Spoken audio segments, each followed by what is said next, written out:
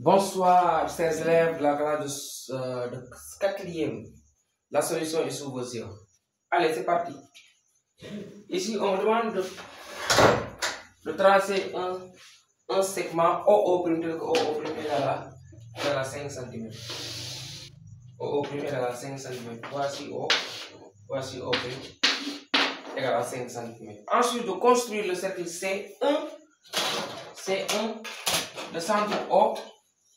Le centre O est à 3 cm. Donc, je vais poser 3 cm ici. Regardez, 3 cm ici. Voilà. Le centre O est à 3 cm. Le centre O est à 3 cm. Le centre O est à 3 cm. Le centre O est à 3 cm. D'accord? Il s'appelle C1. Ensuite, le cercle C2, le centre O est à 2,5 cm. 2,5 cm. Je mesure 2,5 cm. Ça y est. Centre O est à 2,5 cm. Voici C2. C2. Le centre O est à 2,5 cm. D'accord? Ensuite quoi? Marque le point I ici, intersection des cercles. Intersection des cercles. Donc je mets I ici. Et je mets J là. Voici l'intersection des cercles. Ensuite quoi? Puis M et N symétrique de I par rapport à O et par rapport à O'. D'accord? Donc, le symétrique, ça veut dire M, le symétrique de I par rapport à O. Symétrique de I par rapport à O, malheureusement. Bon, je vais mettre I ici. Je mets I là et je mets J ici. Malheureusement. Putain. Pas grave. Je mets I ici. Je mets J là. D'accord? Symétrique par rapport à O. Je vais faire ça.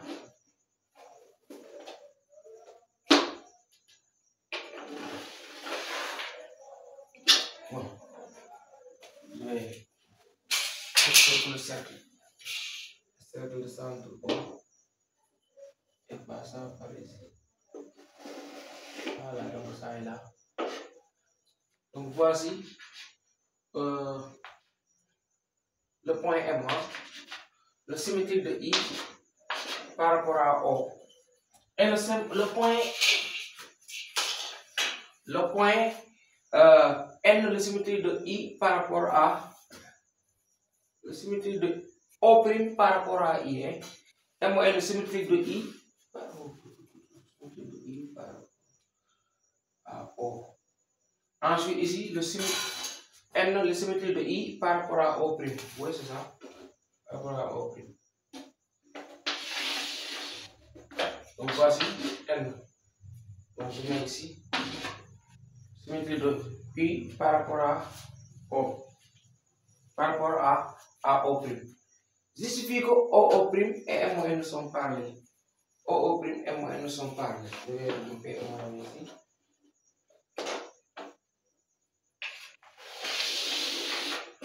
Justifie que voilà, M et N sont parallèles. D'accord? Comment justifie ça?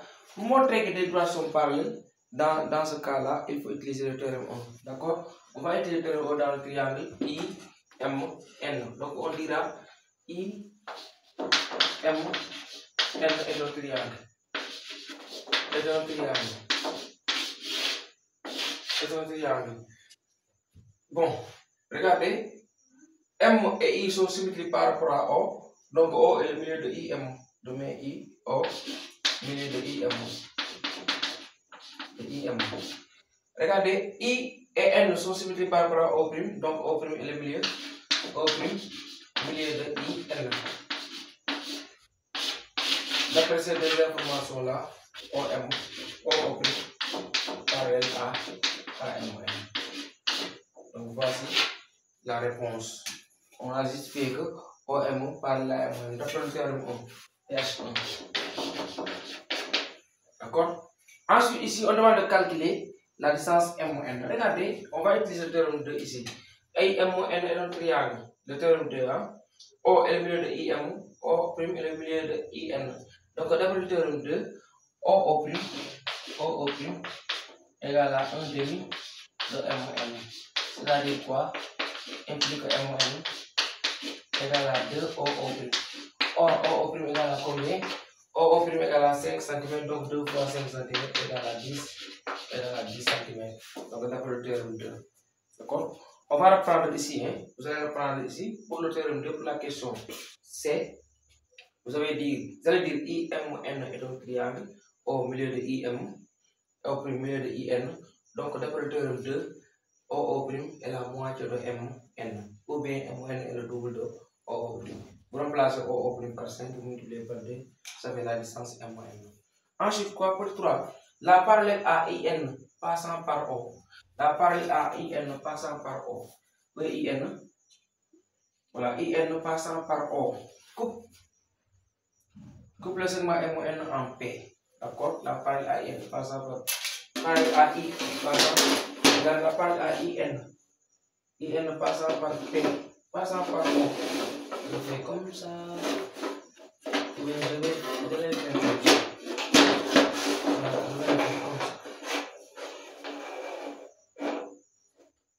C'est bon comme ça. Voilà, on déplace.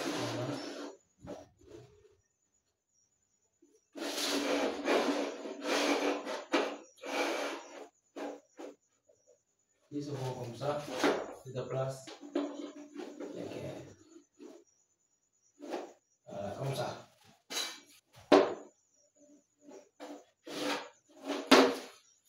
La parallèle N passant par O coupe M1 en P. Donc ça est là. Voici P ici. En P. D'accord? Coupe M1 en. La parallèle AIN passant par O coupe M1 en P. D'accord? Justifie que P est le milieu du segment M1. P est le milieu du segment M1. On va appliquer le théorème 3. Regardez le théorème 3.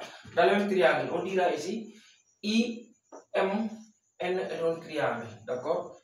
Je vais dire ça ici. I, M, N est un triangle. C'est un triangle. Ensuite, nous allons dire que, regardez, OP parallèle à IN. OP parallèle à IN. N'est-ce pas? D'après la donnée, on dira P appartient à M, N, on le connaît déjà. Donc, d'après le théorème 3, P est le milieu, P est le milieu de M1. P est le milieu de M1, d'après le PHP. D'après le théorème 3, voici la solution de cet exercice-là. D'accord? En récapitulatif, nous allons dire ici que, regardez, on trace un segment OO' de longueur 5 cm, un cercle centre O égale 3, un cercle C2 centre O' égale 2,5. On justifie que C1 et C2 sont séquents. Oh, j'avais oublié cette question-là. Bon, comment justifier que le cercle C1 et C2 sont séquents? Excusez-moi, j'avais oublié cette question, mais on le suffit comme ça. Regardez, nous allons calculer. Bon, la distance OO' c'est égal à 5. On calcule la différence des rayons. R moins R' égale à combien? R c'est 3, R' c'est 2,5. 3 moins 2,5 égale 0,5. D'accord, je calcule R plus R' qui est égal à 3 plus 2,5 égale à 5,5 cm. Donc on voit nettement que 0,5 est inférieur à 5, mais inférieur à 5,5. Ce qui veut dire que R moins R' est inférieur à OO', inférieur à R plus R'. Donc les cercles sont séquents, d'accord? Parce que deux cercles sont séquents lorsque la distance des centres est comprise entre la différence et la somme des rayons, d'accord? Ça, je vais sauter cette question, excusez-moi, d'accord? Allez, donc, c'est ça.